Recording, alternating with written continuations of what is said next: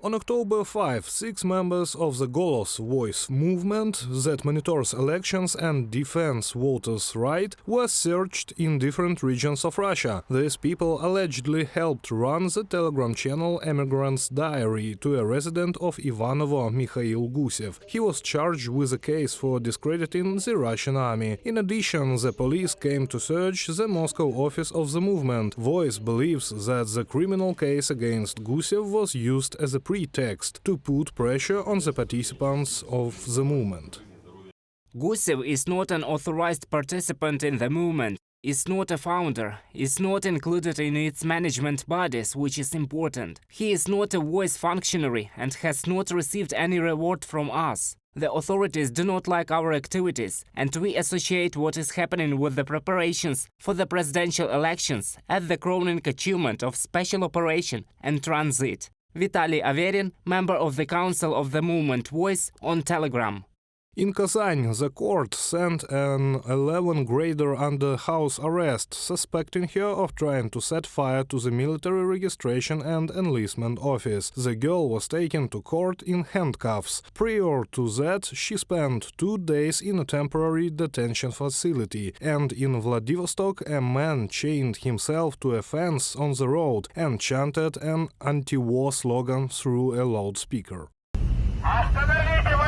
Stop the war! He was detained and taken to the city police department, where he will be left until the trial. According to the independent media project of the.info, it is not known what article he is charged with. Marina Ovsyannikova, a former employee of Russian Channel 1, recently escaped from house arrest on a case of spreading fakes for anti-war poster with pictures of killed Ukrainian children. She was put on the federal wanted list.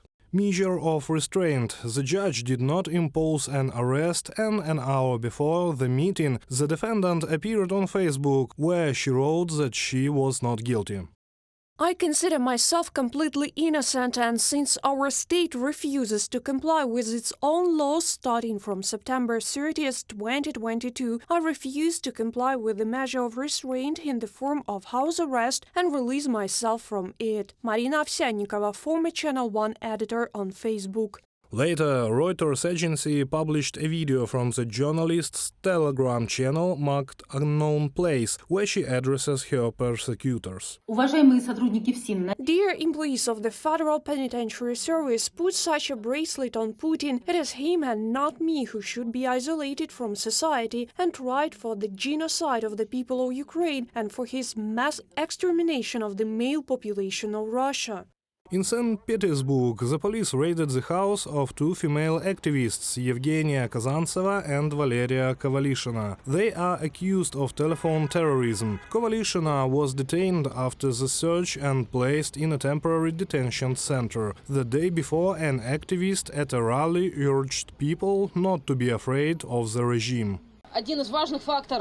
One of the important factors of safety and health, at least at the safety of those arrested, is publicity. Public opinion can influence the decisions of the authorities. Changes are possible, as already said here. Publicity is needed. It works.